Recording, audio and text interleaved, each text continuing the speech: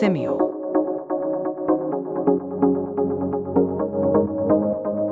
भारत के भविष्य के लिए सबसे इम्पोर्टेंट और सबसे सिग्निफिकेंट माने जाने वाला प्रोजेक्ट यानी Mumbai Ahmedabad high speed rail corridor या जिसे हम बुलेट ट्रेन प्रोजेक्ट के नाम से जानते हैं, उसके बारे में रिसेंटली हमने काफी सारी नई अपडेट्स NHSRCL की तरफ से और काफी सारे मीडिया हाउसेस की तरफ से भी देखी है। बुलेट ट्रेन प्रोजेक्ट एक ऐसा प्रोजेक्ट है जिसपे अगर मेरे जैसे इंफ्रा एंथुजियास्ट कंटेंट क्रिएटर अगर रेगुलरली वीडियो ना भी बनाए तो भी कॉमन लोगों तक इसकी जो रेगुलर अपडेट्स है वो पहुंच जाती है, थैंक्स टू NHSRCL के एक्टिव सोशल मीडिया अपडेट्स और जो एक्सप्लेनर वो अपने सोशल मीडिया से कॉमन लोगों तक पहुंचाते रहते हैं, जिसके कारण इस प्रेस्टिजियस प्रोजेक्ट के जो कुछ डाउट्स है या जो कुछ मिसकंसेप्शन है वो कॉमन लोगों में से काफ़ी कम हुए हैं। लेकिन फिर भी मेरे जैसे जो इंफ्रा एंथुजियास्ट लोग हैं उनके लिए इस प्रोजेक्ट पे वीडियो बनाना एक काफ़ी सेल्फ प्राइड वाली बात है। हम उस प्रोजेक्ट को देखते हैं, शूट करते हैं, सीखते हैं और आपके साथ शेयर करते हैं, ये हमारे लिए काफ़ी ऑनरेबल बात है। तो ऐसे ही एक और प्रोजेक्ट अपडेट में आपका स्वागत है जिसमें हम मानसून 2026 यानी जुलाई और अगस्त 2026 के महीने तक पैकेज C3 में क्या क्या काम हुए हैं वो देखने वाले हैं। पैकेज C3 यानी जो शेरफाटा से लेके गुजरात बॉर्डर पे बसे जरोड़ी विलेज तक चलता है, उसकी लास्ट अपडेट हमने हमारे चैनल पे एग्जैक्टली एक साल पहले यानी जून और जुलाई 2025 में देखी थी। हालांकि जो हाफ ईयरली अपडेट मैं प्रोवाइड करता हूँ ड्यूरिंग द विंटर्स वो मैंने half the way partially shoot तो की थी, लेकिन कुछ रीजंस के कारण वो मैं आप तक ला नहीं पाया। नो वरीज, देर आए दुरुस्त आए। स्वागत है आप सबका जुलाई 2026 के पैकेज C3 के वर्क अपडेट में।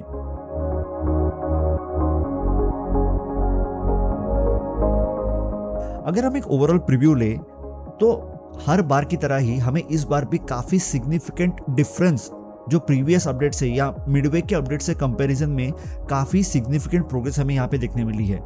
अगर हम स्टैटिस्टिक्स की बात करें तो जो span by span SBS launcher जो है, जो लॉन्चिंग एंट्रीज है, वो हमें पूरे पैकेज C3 में 5 जगह पे दिखाई दे रहे हैं। वैसे ही जो FSLM यानी फुल स्पैन लॉन्चिंग मेथड के जो लॉन्चर्स है, लॉन्चिंग एंट्रीज है, वो हमें टोटल 7 जगह पे दिखाई दे रही है। जो प्रीवियस अपडेट हमने इस पैकेज की पिछले साल देखी थी उसमें हमें सिर्फ एक जगह पे यानी चेनेज 118 या जो वानगांव स्टेशन के नियर बाय का जो कास्टिंग यार्ड है वहीं पे हमें लॉन्चिंग एंट्री दिखाई दी थी। लेकिन इस बार हमें 7 लॉन्चिंग एंट्री काम करते हुए दिखाई दे रहे हैं। इन 7 लॉन्चिंग एंट्रीज के अलावा और 5 फुल स्पैन कास्टिंग यार्ड भी बनाए गए हैं। आने वाले समय में इन 5 कास्टिंग यार्ड से भी जो फुल स्पैन लॉन्चर्स है वो भी डिप्लॉय किए जाएंगे। इसके अलावा हमें 4 स्टील ब्रिज अपने असेंबली के स्टेज में दिखाई दे रहे हैं और उसी के साथ 2 स्टील ब्रिज जो है उनके बेसमेंट के सपोर्ट के काम शुरू हो गए हैं। वैसे ही इस पैकेज में जो 7 माउंटेन टनल लगने वाले हैं उनमें से 3 का ब्रेक थ्रू अचीव हो चुका है, जो हमने NHSRCL के रेगुलर अपडेट्स में देखा ही है। और इस पैकेज में बनने वाले 2 में से एक बैलेंस कैंटिलीवर ब्रिज का काफी एडवांस काम हमें यहाँ पे देखने मिल रहा है। पैकेज C1 की अपडेट हमने फरवरी 2026 में ली थी। उसी के साथ पैकेज C2 की एक मेजर अपडेट जहां पर टनल बोरिंग मशीन के पार्ट्स आ चुके थे और असेंबली शुरू हो गई थी, उसकी अपडेट हमने अप्रैल 2026 में ली थी। लेकिन उसके बाद ये जो टनल बोरिंग मशीन है वो पूरी तरह से असेंबल होके उन्होंने ड्रिलिंग के काम शुरू कर दिए हैं, जिसकी अपडेट हमें NHSRCL के द्वारा उनके सोशल मीडिया हैंडल से मिल ही गई थी। और आने वाले समय में पैकेज C2 पर भी एक और बार हम वर्क अपडेट की वीडियो आप तक जरूर लाएंगे। देखो, पैकेज C3 जो है वो टोटल 135 किलोमीटर लंबा एक पैकेज है। इनिशियली मैं चाहता था कि पूरा का पूरा जो पैकेज C3 है आपको एक ही वीडियो में प्रेजेंट कर पाऊँ, लेकिन इसके पूरे एरिया में जो सब जगह पे अलग अलग काम शुरू है और जो प्रोग्रेस हुआ है उसको अगर मैं एक ही वीडियो में दिखाने जाऊँ तो ये वीडियो 1 घंटे से लंबा हो जाएगा, जिसके चलते हम पैकेज C3 को 3 हिस्सों में देखेंगे। सो एज मेरे सारे व्यूअर्स को पैकेज C3 की अपडेट पूरी डिटेल में मिले। तो ये स्प्लिट कैसे करेंगे? तो जैसे मैंने बोला कि पैकेज C3 काफी लंबा है, तो इसके जो कंस्ट्रक्शन का एग्जीक्यूशन है वो भी सिंगल बॉडी से मैनेज करना डिफिकल्ट है। तो इस पैकेज के बेटर मैनेजमेंट और बेटर एग्जीक्यूशन के लिए L&T ने इसे 3 सेक्शन में डिवाइड किया है। तो हम उसी सेक्शंस के हिसाब से 3 अलग वीडियो में पैकेज C3 की अपडेट देखेंगे। सेक्शन 1 जो है वो शेरफाटा से लेके नालासोपारा में जो WDFC के साथ क्रॉसिंग है वहां तक चलता है। सेक्शन 2 इस नालासोपारा WDFC क्रॉसिंग से लेके बोईसर के आगे शिगांव रोड की क्रॉसिंग तक चलता है, और जो बचा हुआ पार्ट शिगांव रोड से आगे जरोड़ी तक वो सेक्शन 3 में काउंट होता है। तो इन्हीं 3 सेक्शन को हम 3 अलग कंसेक्यूटिव वीडियोस में देखने वाले हैं। अब जब हम बात करेंगे पैकेज C3 की, जो शुरू होता है शिरफाटा के नजदीक कल्याण फाटा जंक्शन में, जो मेन पोर्टल बनाया जाएगा, जहां से बुलेट ट्रेन का रूट अंडरग्राउंड टनल से बाहर आएगा और वो फिर एलिवेटेड वायरडक्ट पे कंटिन्यू होगा। वहां पे अगर हम देखें तो शिरफाटा पोर्टल का जो मेन हुड है वो भी यहाँ पे हमें कंप्लीट होता हुआ दिख रहा है। इस टनल पोर्टल के थोड़े ही आगे बढ़ने पे हमें जो पियर कंस्ट्रक्शन के काम दिख रहे हैं इसी साइट के अंदर, वो पैकेज C3 के इनिशियल पियर्स है। तो एक तरीके से हम ये भी देख सकते हैं कि इस साइट के अंदर एफकॉन्स और L&T दोनों कॉन्ट्रैक्टर्स मिलकर काम कर रहे हैं। जैसे ही ये साइट खत्म होती है, यहाँ पे हम क्रॉस करते हैं NH48 के एक सेक्शन को, जो ठाणे को वाया तड़ोजा होके पनवेल से कनेक्ट करता है। और इस हाईवे को क्रॉस करने के लिए बुलेट ट्रेन को एक 80 मीटर लंबे स्टील ब्रिज से गुजरना होगा, जिसकी असेंबली हमें फाइनली इस बार पूरी तरह से रेडी दिखाई देती है। हालांकि इसके लॉन्चिंग की जो प्रोसेस है उसके लिए पहले हाईवे के ऊपर लॉन्चिंग स्ट्रक्चर लगाए जाएंगे और फिर जो हाईवे की रिस्पेक्टिव अथॉरिटी है उनसे जो हाईवे के सेफ्टी ब्लॉक्स जो मोस्टली मिडनाइट में लिए जाते हैं वो अक्वायर करने के बाद इसे इन दोनों पियर्स के ऊपर स्लाइड किया जाएगा। इस लोकेशन पर हमें पैकेज C3 का पहला स्टील ब्रिज और जो टनल का पोर्टल है वो एक फ्रेम में एक अलाइनमेंट में देखने मिलते हैं। इस स्टील ब्रिज के जैसे ही हम आगे बढ़ते हैं तो यहाँ पर span by span girder launching या SBS लॉन्चिंग के सहारे काफी लंबे डिस्टेंस तक जो लॉन्चिंग की जो प्रोसेस है वो पूरी की हुई हमें दिख रही है। एक लॉन्चिंग एंट्री जो है उसके काम पूरे हो चुके हैं और उसे डिसमेंटल करने के काम शुरू है। वही अगर हम दूसरी लॉन्चिंग एंट्री देखें जो यहाँ के पडलेगांव के कास्टिंग यार्ड से आगे बढ़ चुकी है, वो हमें डिप्लॉय की हुई दिखाई देती है। पैकेज C3 का ये जो इनिशियल पार्ट है जो शिरफाटा से लेके ऑलमोस्ट ठाणे स्टेशन तक जाता है, उसे पूरी तरह से SBS या जो span by span launching method है उससे कंप्लीट किया जाएगा। यहाँ पर ठाणे स्टेशन के नजदीक जाने से पहले जो देसाई खाड़ी एरिया है वहां पर हमें एक दूसरा प्रोजेक्ट बनता हुआ दिखेगा जो है ऐरोली कटई फ्रीवे, और उसके पिलर्स हमें यहाँ पर फाइनली बनते हुए दिख रहे हैं। इस प्रोजेक्ट का फेज 3 काफी डिले हो चुका था पर फाइनली हमें यहाँ पर बनता हुआ दिख रहा है और ये जो प्रोजेक्ट है वो बुलेट ट्रेन के अलाइनमेंट को नीचे से क्रॉस करेगा। यहाँ पर अगर हम देखें तो आगासन या देसाई खाड़ी का जो स्वाम्प या दलदल एरिया है उसमें कॉफर डैम टेक्निक से जैसे रिवर ब्रिजेस बनते हैं, जहाँ पर पियर्स का शेप सर्कुलर होता है वैसे पियर्स यहाँ पे बनाए जाएंगे। और सिंस ये एरिया काफी दलदली है तो यहाँ पर जब कंस्ट्रक्शन मशीनरी जानी होती है उनके लिए यहाँ पर काफी सारे टेम्पररी एक्सेस ब्रिज बनाए गए हैं जो अभी हमें यहाँ पे एकदम क्लियरली दिखने मिलते हैं। ये टेम्पररी एक्सेस ब्रिजेस जैसे उनका नाम सजेस्ट करता है टेम्पररी है फॉर द कंस्ट्रक्शन पर्पज। जैसे ही कंस्ट्रक्शन पूरी तरह से कंप्लीट हो जाएगा ये जो स्ट्रक्चर्स है वो हटा दिए जाएंगे और फिर यहाँ पे जो नेचुरल वाटर फ्लो है उसे पूरी तरह से रिस्टोर किया जाएगा। हालांकि ये टेम्पररी एक्सेस ब्रिजेस जो है वो पानी के फ्लो को रोक नहीं रहे बल्कि वाटर मूवमेंट के साथ साथ वेहिकुलर मूवमेंट्स भी प्रोवाइड कर रहे हैं। अब थोड़े ही आगे बढ़ने पे हमें दिखता है दूसरा स्टील ब्रिज या जो रेलवे के ऊपर फर्स्ट स्टील ब्रिज बनेगा उसके असेंबली के काम। यहाँ पर अगर हम देखें तो असेंबली की बेसमेंट पूरी तरह से रेडी हो गई है और जो एलिवेशन का पार्ट है उसके जो वर्टिकल मेंबर्स है उन्हें इरेक्ट किया जा चुका है। आने वाले 1 या 2 महीने में ही इसका जो पूरा असेंबली स्ट्रक्चर है वो कंप्लीट हो जाएगा और जो प्रोसीजर हाईवे पे निभाई जानी है वही प्रोसीजर से इस ब्रिज को भी सेंट्रल रेलवेज की दीवा पनवेल लाइन के ऊपर स्लाइड करके लॉन्च किया जाएगा।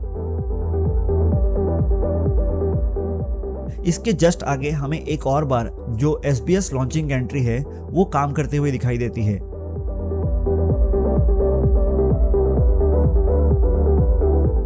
यहाँ पे बुलेट ट्रेन के अलाइनमेंट को हम एक परफेक्ट कर्व से गुजरता हुआ देख सकते हैं, जिसके बाद ये अलाइनमेंट पहुंचती है इस प्रोजेक्ट के सेकंड स्टेशन या पैकेज C3 के पहले स्टेशन में, यानी Thane high speed rail station पे। ठाणे के हाई स्पीड रेल स्टेशन के बारे में हमने काफी बार जाना है, मतलब ये कहाँ पे लोकेटेड है, यानी दीवा स्टेशन या दातिवली स्टेशन से नजदीक में लोकेटेड है और इसका स्ट्रक्चर बाकी सारे स्टेशन से काफी यूनिक होने वाला है क्योंकि इसका जो एंट्रेंस बिल्डिंग है वो अलग होगा और जो प्लेटफॉर्म और कॉन्कोर्स बिल्डिंग है वो अलग होगा। तो यहाँ पर हमें प्लेटफॉर्म बिल्डिंग के जो काम है वो काफी सिग्निफिकेंटली आगे बढ़े हुए दिखते हैं। जो फर्स्ट लैब के काम है वो इस स्ट्रक्चर के मोर देन हाफ लेंथ में कंप्लीट हो गए हैं और इवन जो सेकंड स्लैब के काम है वो भी हमें यहाँ पे इनिशियल स्टेजेस में शुरू होते हुए दिख रहे हैं। Thane high speed rail station का लोकेशन आज भले ही आपको वियर्ड या दूर लगे, लेकिन फ्यूचर में बनने वाले जो कॉरिडोर्स है, जो काफ़ी रिसेंटली अनाउंस भी किए गए, जैसे मुंबई पुणे, पुणे हैदराबाद, हैदराबाद बेंगलोर, हैदराबाद चेन्नई। उन सबको कनेक्ट करने के लिए ठाणे स्टेशन का ये लोकेशन काफ़ी स्ट्रैटेजिकली प्लान किया हुआ है, जिससे अहमदाबाद या दिल्ली से आने वाली ट्रेन बिना मुंबई में रिवर्सल किए डायरेक्टली आगे बढ़ पाएंगी टुवर्ड्स पुणे या हैदराबाद। ठाणे स्टेशन का जो एंट्रेंस बिल्डिंग है उसके कंस्ट्रक्शन के भी काफ़ी इनिशियल काम हमें यहाँ पे दिख रहे हैं। शायद जब तक हम पैकेज C3 की नेक्स्ट अपडेट देखेंगे तब तक हमें जो एंट्रेंस की बिल्डिंग है उसके काम भी काफ़ी आगे बढ़े हुए दिखेंगे।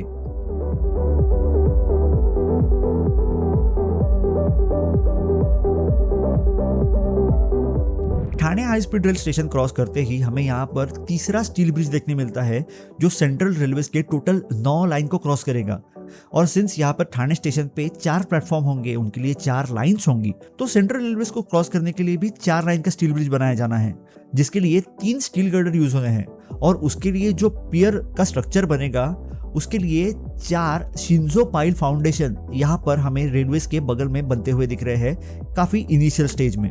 हालांकि इस स्टील ब्रिज के लिए लगने वाले जो सेंट्रल रेलवे के वेस्टर्न साइड के पियर्स है उन तक पहुंचना काफी डिफिकल्ट है, क्योंकि यहाँ पर कहीं पर भी रेल क्रॉसिंग है नहीं जिससे कंस्ट्रक्शन मशीनरी उस तरफ जा पाए, जिसके लिए इस एरिया को अप्रोच दूसरी ओर से यानी भिवंडी की ओर से किया जाना है। और इसी के लिए उल्लास रिवर पर एक और टेम्पररी एक्सेस ब्रिज बनाया गया है। इस टेम्पररी एक्सेस ब्रिज के सहारे सेंट्रल रेलवे के वेस्टर्न पार्ट को भी अप्रोच किया जाएगा, और जो उल्लास रिवर पर एक्चुअल स्टील ब्रिज बनेगा उसके जो 5 मेन पियर होंगे उसकी पाइलिंग के भी काम इसी टेम्पररी एक्सेस ब्रिज से किए जाएंगे। उल्लास रिवर पर बनने वाला जो स्टील ब्रिज है वो इस पूरे प्रोजेक्ट का सबसे लंबा स्टील ब्रिज और सबसे हेवीएस्ट स्टील ब्रिज भी है, जिसके बारे में NHSRCL ने 1.5 साल पहले एक वीडियो में उसकी डिटेल डाली थी। ये टेम्पररी एक्सेस ब्रिज कंप्लीट होने के साथ साथ इस स्टील ब्रिज के लिए लगने वाले भिवंडी साइड के फर्स्ट पियर के जो पाइलिंग के काम है वो कंप्लीट होके जो पियर के स्टेम के काम है वो भी हमें यहाँ पे आगे बढ़ते हुए दिख रहे हैं। इस ब्रिज के आगे बढ़ते ही हमें यहाँ पे दिखता है पैकेज D1, यानी जो ठाणे में रोलिंग स्टॉक डेपो जो कार शेड बनाया जाएगा बुलेट ट्रेन के ट्रेन सेट के लिए, उसका काम। और पिछली बार की अपडेट से अगर हम कंपेयर करें तो ऑब्वियसली आप पहले ही नजर में बोल सकते हो कि यहाँ पर काफी काम आगे बढ़े हैं। जो एक्चुअल डेपो बनेगा वहां पर जाने के लिए जो रेलवे लाइंस या जो रैंप बनाए जाएंगे उनके जो पिलर्स है वो पूरी तरह से रेडी हो चुके हैं। आगे जब हम बढ़ते हैं तो यहाँ पर हमें डेपो में बनने वाले जो OHE पोल्स है उनके फाउंडेशन भी बनते हुए दिख रहे हैं। डेपो की जो बाउंड्री वॉल है उस पे पैनल लगाने का काम ऑलमोस्ट पूरे बाउंड्री पे किया जा चुका है। कई सारे जगहों पे जो डेपो में यूटिलिटी बिल्डिंग्स बनाई जाएंगी उनके भी काम हमें यहाँ पे दिख रहे हैं। डेपो के जो 3 मेन गेट्स बनाए जाएंगे वहां पे भी जो गेट के एंट्रेंस बिल्डिंग है उनका भी काम शुरू हो गया है। तो ओवरऑल अगर हम देखें तो पैकेज D1 भी पैकेज C3 की तरह ही काफी फास्ट प्रोग्रेस कर रहा है। यहाँ पर जो काम करने वाली कंपनी है वो दिनेश चंद्र अग्रवाल DRA और DMRC का जो जॉइंट वेंचर है उनकी तरफ से ये काम किया जा रहा है। डेपो की लाइन के ऊपर बनने वाला जो स्टील ब्रिज है उसकी असेंबली और जो लोअरिंग के प्रोसेस है वो पूरी तरह से कंप्लीट हो चुके हैं। पैकेज D1 के बगल में ही जो हम C3 का काम देख रहे हैं वहां पे हमें इस पैकेज का मुंबई की तरफ से पहला फुल स्पैन कास्टिंग यार्ड और फुल स्पैन लॉन्चिंग एंट्री यहाँ पे हमें दिखाई दे रही है। और सिर्फ दिखाई नहीं दे रही, यहाँ पे almost 1 dozen full span girders launch किए जा चुके हैं इस लॉन्चिंग एंट्री के जरिए। और एक बार अगर full span launching entry commission हो जाए और वो रेगुलर सर्विस में आ जाए तो जो लॉन्चिंग का स्पीड है वो काफ़ी फास्ट हो जाता है।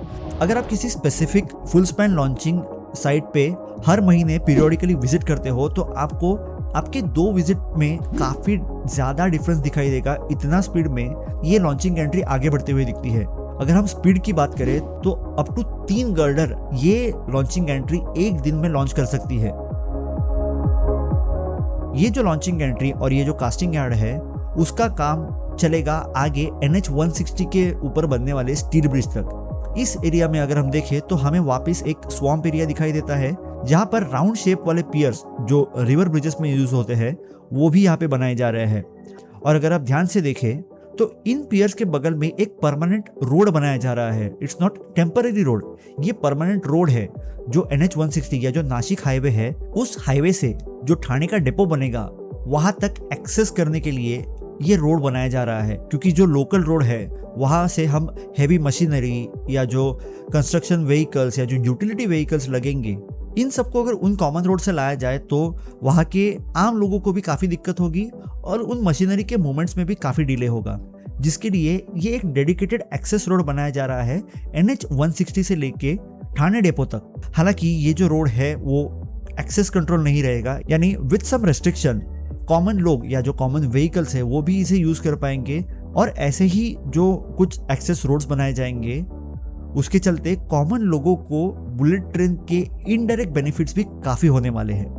अब यहाँ पर आता है इस पैकेज का चौथा स्टील ब्रिज यानी GAD-69। अभी ऐसे अलग अलग नाम या नंबर्स आइडेंटिफिकेशन के लिए हर ब्रिजेस को दिए गए हैं। जैसे ये GAD-69, GAD का फुल फॉर्म अगर हम जाने तो जनरल अरेंजमेंट ड्राइंग, जो इस ब्रिज का जो मेन ड्राइंग होता है उसको नंबर दिया जाता है और उसी नंबर से ये ब्रिज जो है वो जाना जाता है ड्यूरिंग कंस्ट्रक्शन फेज। तो ये जो GAD-69 है जो बनेगा NH-160 या मुंबई नासिक हाईवे के ऊपर, वो एक 100 मीटर का स्टील स्ट्रक्चर है जिसके जरिए बुलेट ट्रेन के रूट को NH-160 के ऊपर से सीमलेसली क्रॉस किया जा सकता है।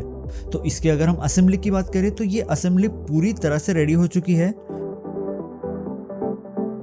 जो लॉन्चिंग के लिए जो स्ट्रक्चर है वो भी पूरी तरह से कंप्लीट हो चुका है। बस हाईवे के रिस्पेक्टिव अथॉरिटी से जो सेफ्टी ब्लॉक मिलना है उसकी देर है, जिसके बाद इसे हाईवे के ऊपर लॉन्च किया जाएगा और फिर इन दोनों पियर्स पे उसे रेस्ट किया जाएगा। अब हमें दिखता है वहाँ का पियर वर्क, जहाँ पर जो डिलीवरी का मेगा हब था उसका जो पार्ट डिसमेंटल करके यहाँ पर जो पियर खड़े किए गए हैं, और उसके साथ साथ ही जो मेंटेनेंस के लिए रैंप बनाया गया है उसके काम हम यहाँ पे देख सकते हैं। ऐसे मेंटेनेंस रैंप पूरे कॉरिडोर पे कई सारे जगहों पर बनाए गए हैं, जिसके चलते जब भी कुछ ट्रैक का मेंटेनेंस होगा या कुछ इमरजेंसीज होगी उस वक्त ये जो रैंप रहेंगे वो यूज किए जाएंगे। आगे बढ़ने पे भिवंडी के जो वेयर हाउसेस का एरिया है उस दौरान हमें कई सारे पियर्स यहाँ पे बनते हुए दिख रहे हैं और कुछ पियर्स रेडी भी दिख रहे हैं। फिर आता है पूरे पैकेज का या पूरे प्रोजेक्ट का सबसे यूनिक क्रॉसिंग, जहां पर Mumbai Ahmedabad bullet train Mumbai metro line 5 यानी ऑरेंज लाइन है उसको नीचे से क्रॉस करेगी। यहाँ पर मेट्रो के ईस्ट और वेस्ट दोनों साइड के काफी सारे पियर पूरी तरह से रेडी हो चुके हैं। यहाँ पर बुलेट ट्रेन सिर्फ मेट्रो को नीचे से ही नहीं बल्कि NH-848 यानी जो भिवंडी वाड़ा हाईवे है उसको भी ऊपर से क्रॉस करेगी। तो इस पार्ट का या इस स्पैन का जो एग्जीक्यूशन है वो कैसे एग्जीक्यूट किया जाता है वो देखना काफी इंटरेस्टिंग रहेगा। बात अगर करें हम मेट्रो लाइन 5 की तो यहाँ पे ट्रैक लेइंग और OHC लाइन के इंस्टॉलेशन के काम शुरू है, और साथ ही में यहाँ पर बने हुए स्टेशंस के स्ट्रक्चर के फिनिशिंग के काम भी शुरू है।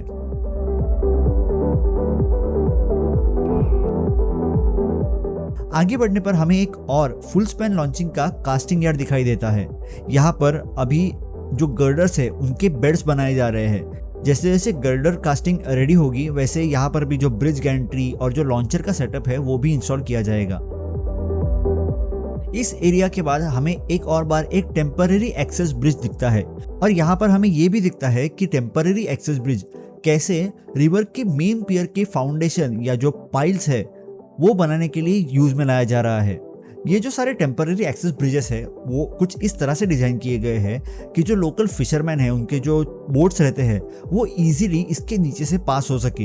हालांकि जो फाइनल पियर्स रहेंगे उनके नीचे से पास होना तो इजी है, लेकिन ये जो टेम्पररी ब्रिजेस है उनके नीचे भी उतना पार्ट छोड़ा गया है जिससे ये जो लोकल फिशरमैन के जो बोट्स वगैरह है वो इजीली क्रॉस कर पाए।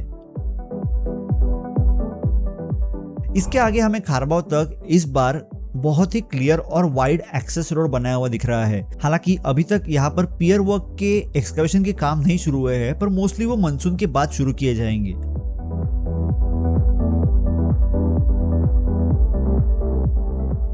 खारबाव रेलवे स्टेशन के पहले पूरे प्रोजेक्ट का पहला अर्थ स्ट्रक्चर यहाँ पे हमें बनता हुआ दिखेगा। अर्थ स्ट्रक्चर ऐसे कुछ स्ट्रक्चर है जहाँ पर जो बुलेट ट्रेन है वो ना तो एलिवेटेड रहेगी और ना ही अंडरग्राउंड, वो रहेगी एट ग्रेड या एट ग्राउंड। तो ऑब्वियसली जैसे नॉर्मल अपनी कन्वेंशनल इंडियन रेलवेज है वहाँ पर जो बलास्ट डाल के ट्रैक्स ले किए जाते हैं, वैसी टेक्निक का इस्तेमाल यहाँ पे नहीं होगा। यहाँ पे जैसे हाईवेज बनते हैं, पीक्यूसी रोड्स बनते हैं, वैसे बेसमेंट बनाया जाएगा जिसके ऊपर जो ट्रैक स्लैब वगैरह है वो इंस्टॉल किए जाएंगे। आगे बढ़ने पे हमें खारबाव स्टेशन के बगल में भी पियर्स का काम बढ़ते हुए दिख रहा है। अब सिंस ये जो शूटिंग मैंने की वो मानसून के दौरान की गई है, तो यहाँ का जो फील्ड एरिया है उसमें वाटर अक्यूमुलेटेड है, जिससे यहाँ के जो लोकल फार्मर्स है वो इरिगेशन कर पाते हैं। खारबाव के आगे के हिल को क्रॉस करने के बाद यहाँ पर हमें कासरवाड़ोली खारबाव ब्रिज जो बुलेट ट्रेन को नीचे से क्रॉस करेगा उसका भी काम दिखाई देता है। अभी ये जो उल्लास रिवर के ऊपर बनने वाले 3 नए ब्रिजेस है वो फ्यूचर में बनने वाले Virar Alibag multi modal corridor को भी कनेक्ट करेंगे। उस प्रोजेक्ट के बारे में या इन ब्रिजेस के बारे में हम एक सेपरेट वीडियो में जानेंगे। खारबाव के मनग्रूव से गुजरने के बाद ये अलाइनमेंट क्रॉस करती है सेंट्रल रेलवे और फर्स्ट टाइम WDFC को। और बात अगर WDFC की करें तो अभी WDFC पूरी तरह से ऑपरेशनल हो चुका है और यहाँ पर खारबाव का इंटरचेंज भी स्ट्रक्चरली पूरी तरह से कंप्लीट हो चुका है। बात करें अगर बुलेट ट्रेन के इस क्रॉसिंग की, तो यहाँ पर 4 गर्डर वाला एक स्टील ब्रिज बनाया जाएगा, जिसमें एक जो गर्डर होगा वो 130 मीटर लंबा होगा, जो पूरे प्रोजेक्ट में सबसे लंबा रेलवे क्रॉसिंग का स्टील ब्रिज रहेगा।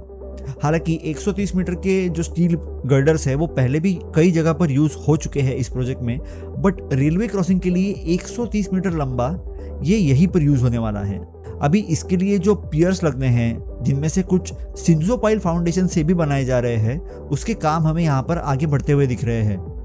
उसी में से ये जो पियर रेडी हो रहा है उसकी अगर आप विड्थ देखोगे तो एक एवरेज ट्रेन के विड्थ से भी ज्यादा, ऑलमोस्ट डबल विड्थ का वो पियर है। DFC के बगल में ही यहाँ पर जो स्टील ब्रिज की असेंबली की जाएगी उसके लिए जो सपोर्ट बनाए जा रहे हैं उसके काम हमें यहाँ पर दिख रहे हैं। आगे बढ़ने पर यहाँ पे जो हमें पियर्स के काम दिख रहे हैं वो पैकेज C3 के one of the tallest piers है।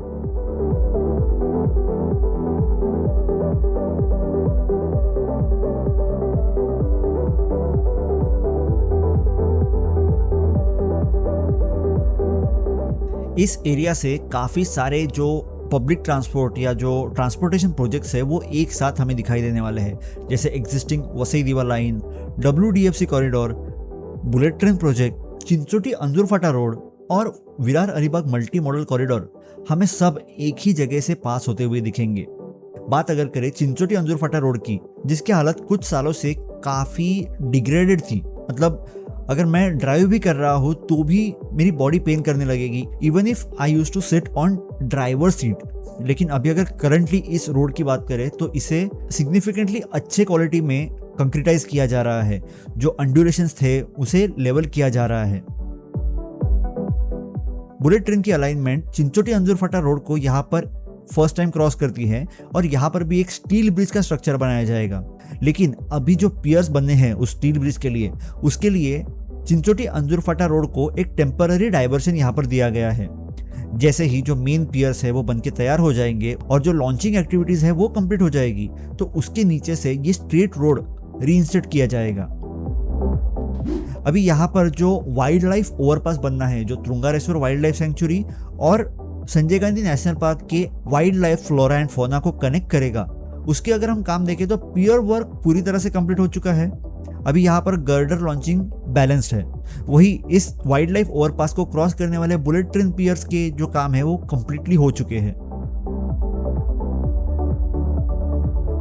इसके आगे बढ़ने पर कामन MIDC एरिया में हमें पियर वर्क पूरी तरह से कंप्लीट दिखाई देता है और यहाँ पर एक और डिस्ट्रीब्यूशन सबस्टेशन और सिग्नलिंग एंड टेलीकम्युनिकेशन के लिए लगने वाली जो फैसिलिटी है उसका एरिया हमें बना हुआ दिख रहा है। इसके अंदर की जो कुछ फैसिलिटीज है वो पैकेज EW1 और S1 के तहत बनाए जाएंगे, जो उनके रिस्पेक्टिव कॉन्ट्रैक्टर्स के द्वारा एग्जीक्यूट किया जाएगा। आगे बढ़ने पर बुलेट ट्रेन एक और बार चिंचोटी अंजुरफाटा रोड को क्रॉस कर रही है और यहाँ पर 2 कैरेजवे के बीच में, मतलब जो अप और डाउन रूट्स है चिंचोटी अंजुरफाटा रोड के, वहां पर बीच में एक पियर बनाया जाएगा जिसका काम अभी तक शुरू होना बाकी है। अभी उस वाइल्ड लाइफ ओवरपास से और आगे बनने वाले टनल के बीच में यहाँ पर भी जो गर्डर लॉन्चिंग है वो FSLM या फुल स्पैन लॉन्चिंग मेथड से ही की जाएगी।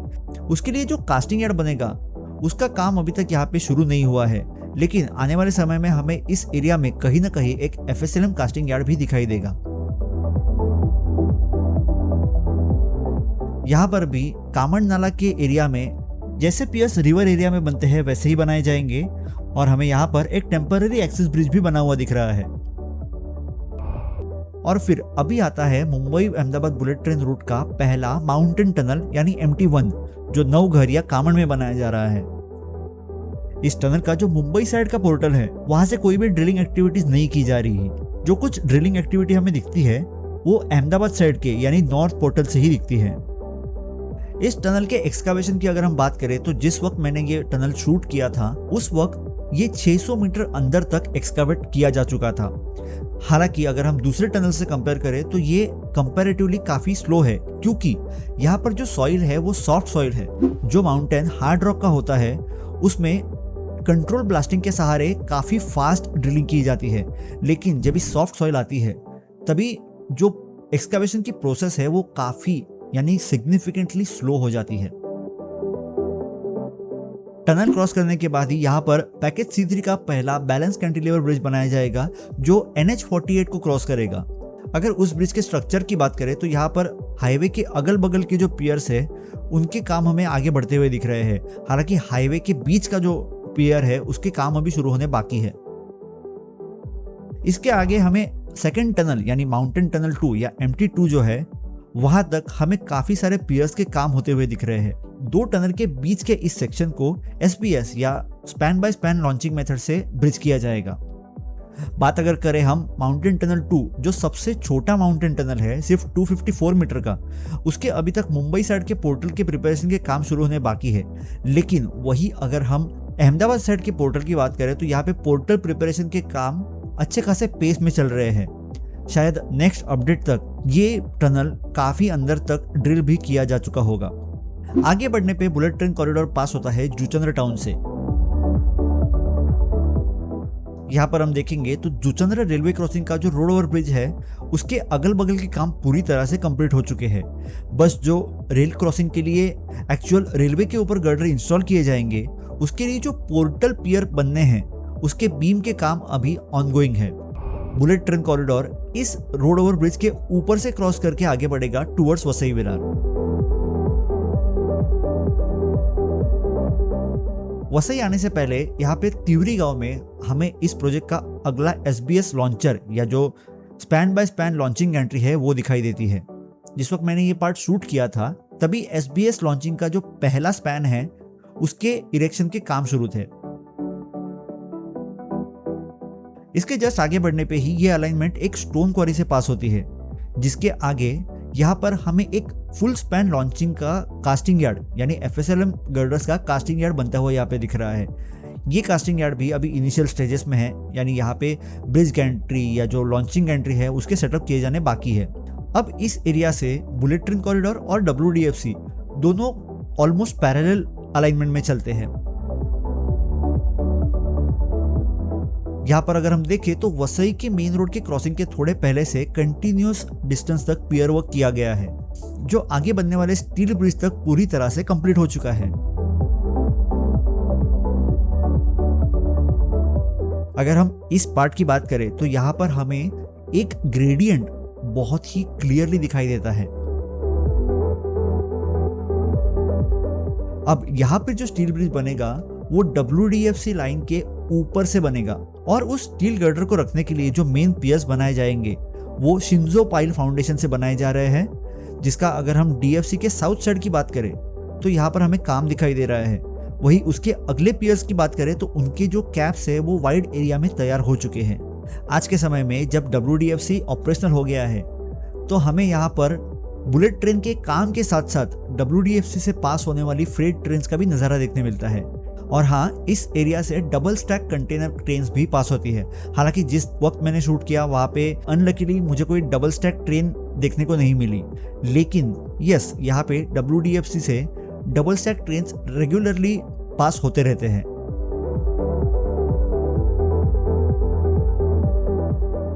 तो तो यहाँ पे एंड होता है हमारा पैकेज C3 का सेक्शन 1।